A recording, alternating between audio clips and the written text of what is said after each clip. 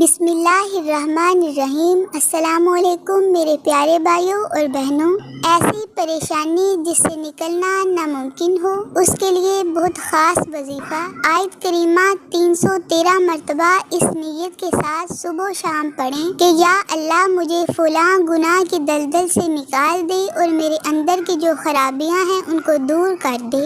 اور یہ ان حالات کے لیے بھی ہے جن سے نکلنا انسانی عقل کے مطابق ناممکن ہو، جیسے حضرت یونس علیہ السلام کے حالات کہ مچھلی کے پیٹ میں سے نکلنا ناممکن بات ہے۔ آج ایسے حالات میں اگر کوئی ہو تو اس کے لیے بھی خوشخبری موجود ہے، یعنی کسی مشکل مسئلے سے نکلنے کے لیے یہ لاجواب عمل ہے، مگر یقین شرط ہے۔ اگر میرے کسی بہن بھائی کو خود عمل کرنے کی ضرورت ہے تو وہ بھی ضرور کریں، اور اگر آپ اپنے کسی دوست بہن بھائی کو جانتے ہیں جو کسی مشکل پریشانی میں ہے تو اس کے ساتھ بھی اس کو ضرور شیئر کریں۔ اللہ تعالیٰ اپنی بارگاہ میں قبول فرمائے اور ہمارے یقین کو کامل فرمائے، آمین ثم آمین۔ عذاب جہنم سے حفاظت کی دعا۔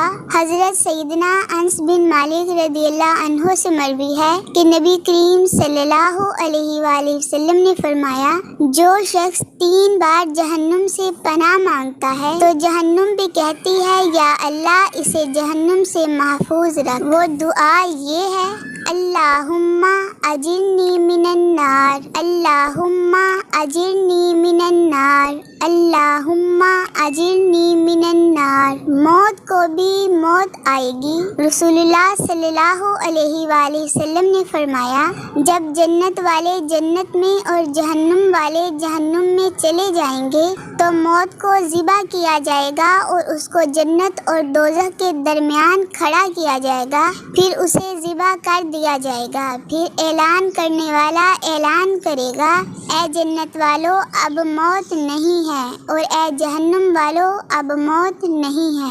اہل جنت کو اپنی خوشی پر مزید خوشی حاصل ہو جائے گی اور جہنم والوں کو اپنے غم پر مزید غم لاحق ہوگا۔ صحیح مسلم۔ اللہ تعالیٰ کی بارگاہ میں دعا ہے کہ اللہ تعالیٰ ہمیں دنیا و آخرت میں کامیاب کامران فرمائے اور اہل جنت میں شامل فرمائے، آمین ثم آمین۔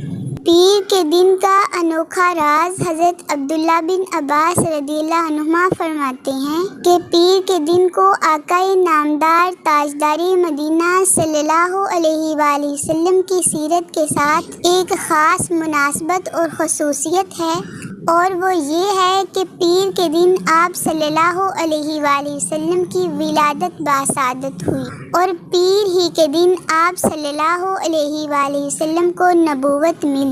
آپ صلی اللہ علیہ وآلہ وسلم نے پیر کے دن حجر اسود کو اپنی جگہ پر رکھا، اور پیر کے دن آپ صلی اللہ علیہ وآلہ وسلم نے مکہ مکرمہ سے مدینہ منورہ کی طرف ہجرت کے لیے غار ثور سے سفر کی ابتدا فرمائی، اور پیر کے دن آپ صلی اللہ علیہ وآلہ وسلم مدینہ منورہ پہنچے، اور پیر کے دن ہی آپ صلی اللہ علیہ وآلہ وسلم کے وصال کا سانحہ پیش آیا، اور پیر کے دن نبی رحمت صلی اللہ علیہ وآلہ وسلم روزہ رکھا کرتے تھے۔ اللہ تعالیٰ ہمیں بھی اپنے ہر کام کا آغاز اس مبارک دن پر کرنے کی توفیق عطا فرمائے اور ہمیں زندگی میں کامیاب کامران کرے، آمین ثم آمین۔ میرے پیارے بھائیوں اور بہنوں، میری ویڈیو کو لائک اور اپنے بھائیوں اور دوستوں سے شیئر کیجیے، اور اگر آپ چینل پر نئے ہیں، آپ نے چینل کو سبسکرائب نہیں کیا تو چینل کو سبسکرائب کر کے بیل نوٹیفیکیشن کو آن کریں اور آل پر کلک کر دیں۔ اللہ تعالیٰ آپ سب کو اپنی حفظ و امان میں رکھے، آمین ثم آمین۔ اللہ حافظ۔